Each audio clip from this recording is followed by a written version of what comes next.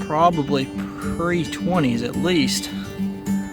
There is a tornado warning on the state line of Mississippi and Alabama.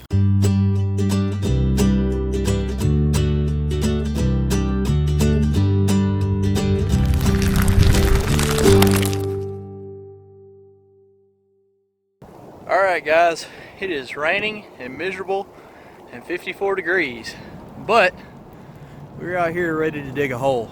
So last week, Clayton came out here without me. I wasn't able to make it, and he found a couple of really cool things. So what I'm gonna do is I'm gonna go ahead and show you that before we get started. So check this out. Alright, got a buddy out here digging with me today. He's from down near the beach, Bruton. He's up here. He's got a medicine show. Let me get down there and see if we can see it. It's right there in the corner, so he's gonna pull it and maybe it'll be embossed. I think it's a whole one at least. Yeah, it looks like it. Oh, here it comes. Okay, it does have embossing. What we got? A little bitty Eugene Jacobs. Let's see if that'll focus.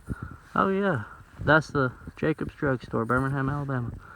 That's a pretty neat little one. All right, you can see my feet. I ain't gonna video my face.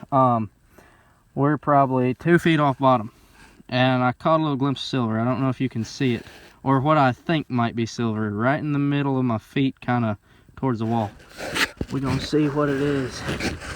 It looks like it's a coin. Oh, this could be good. Let's see what we got. You got a penny? Oh, no, it's silver. Yeah, that's a dime. Oh, shoot. That's actually a dime, yeah. If I can get my hand out. 19, it's a barber. It's 1900 something. I'll have to get back with y'all on a date. That's cool. Just pulled out this nice shell button right here. It's like a mother of pearl color. The camera's not really showing it like I want to. I've dug out around this stump right here and it's moving, but I'm gonna have to wait till help gets here to help me move it. Move that big log and that big log. But the guys are about to be here. I'll have some reinforcements and they'll be able to help me out. All right guys, reinforcement has arrived. We've been digging for probably, what, about 45 minutes now? Yeah. Pulled down 2 or 3 trees over here, got them out of the way. We still got this stump right here that's staring us in the face. We got to move it. But today we got Will with us. He's out and digging. His first excursion with us. So y'all welcome into the group. Clayton has just pulled out a cobalt blue marble, which is nice. My hand's shaking because I just knocked myself in the head with a tree limb. But that being said, we're right at the top of the ash layer. We probably got about 2 more foot to the top of the ash and probably 5 or 6 foot to the bottom. So our goal today is to get into the ash. We don't know if we'll make it to the bottom or not. We'll have to see how we are on time. That being said, we'll get back to you when we find something cool. Alright guys, Will's got his first bottle showing. Oh, broke. No. It was a grape go. Look on the bottom and see if it has a town on it. Yeah. Nope. Nope. No town. That's definitely an undug spot though, so we're starting to get on them. So we're getting there guys. We'll get back with you when we find something else. Just pulled out a Sours extract and another blue marble. So I told you we might need a sifter. Yeah, we were just talking about getting the sifter out from last week and seeing what comes out of here. Some of these marbles can go for hundreds. Yeah. It's pretty crazy. This one I don't think is probably one of the rare ones, but you just never know. We'll take that though, and we'll keep on going. Just pulled out a Waterman's ink. I've never pulled this variant out.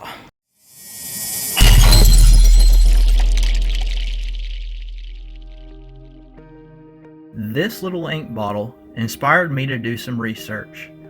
Not knowing anything about Waterman or its products, I was fascinated by what I found. Lewis Edison Waterman was working as a pen salesman in New York for a new company founded in the spring of 1883.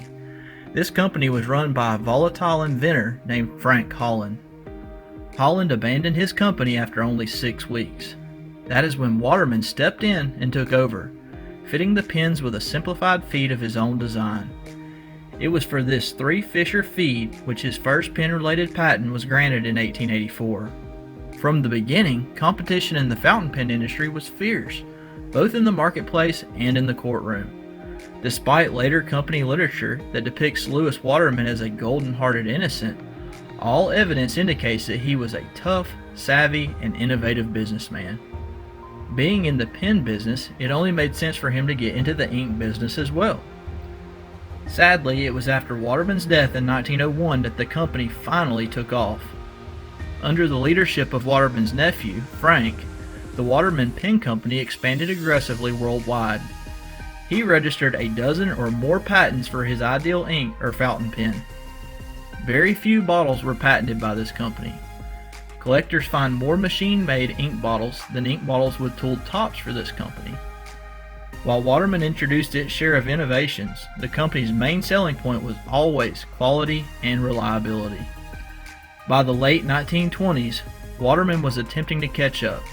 It continued to struggle through and beyond World War II before finally shutting down in 1954. I thought it was going to be a regular Sanford ink, but it's not. It has a little bit more on the bottom. I'll have to get it cleaned up and see what it says, but that's pretty neat. That'll go in my little ink collection I got going. It is just raining away on us. I mean, it is coming down right now. We're not giving up though. We've got a good size hole going, and we think there's going to be some awesome stuff at the bottom. But this rain sure is not making it easy, that's for sure. We've pulled a few things out though today so far to really just be in the top part of it. But I mean, we are putting in our due diligence on this one. We're making it big so we can find more stuff. We've been getting into our narrow spot, so we decided to just take a little bit extra time to be sure that we widen this out to a spot where we could fit 2 or 3 people in there fairly easily. Either way, what do you think? Nice and rainy. Nice and rainy. Either way, we'll get back to you here shortly. Check out this pocket watch that Clayton just pulled out. That's pretty cool. You can kind of still see that Roman numeral right there. That's pretty cool. That might have been probably pre-20s at least. It's very ornamental. Makes you wonder why they threw it out. Besides that it broke back then, they would have normally kept stuff because of the Great Depression. But either way, we'll take it. That's a cool relic. We'll keep on going. While those guys are in the hole, I found me a piece of scrap plywood, and I've made myself a little bunker right here. So I've got all my stuff packed down here and set to the side, and I'm over here nice and dry, and they're over there digging. Either way, it's about to be my turn. I'm about to have to get out there and get wet. The wind keeps picking up and going away, so we're hoping it's going to blow over fast, but I really am not sure if it's going to or not.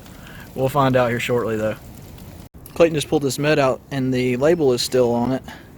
We can't really make it out. It looks like it says a Rantil drill.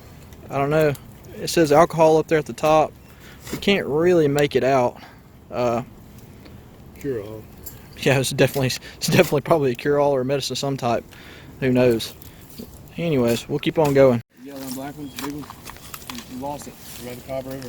We found it 3 days later in the edge of the bank. It still works? It said 13 missed calls. Yeah, that's about all of it. Okay guys, we're gonna have to call it a day for today. There is a tornado warning on the state line of Mississippi and Alabama. It's headed our way. We're thoroughly drenched if you can't tell. We hate to leave it at this point, but we're gonna come back in about a day and a half, and we're gonna give it a go again. Hopefully nobody will jump in here between now and then and dig out our good stuff, because we've done a lot of work today. If they do, at least tell us what you find, please. Yeah, just tell us what you found if you do. Well, we couldn't hang anymore. We tried our best. We stayed even after the tornado warning, and it's just so messy and so muddy that every single shovelful was sticking to the shovel, and we were trying to scrape it off, and I tried to hang in there, but we couldn't do it, so we had to leave. But like I said, we're going to try to go back in 2 days and finish up the hole, and hopefully this rain won't cave in all the work that we did. Either case, we hope that you enjoyed the video, and if you did, please hit a thumbs up. Obviously this is going to be a to be continued, so y'all hang in there, and we will get back with you in the next video.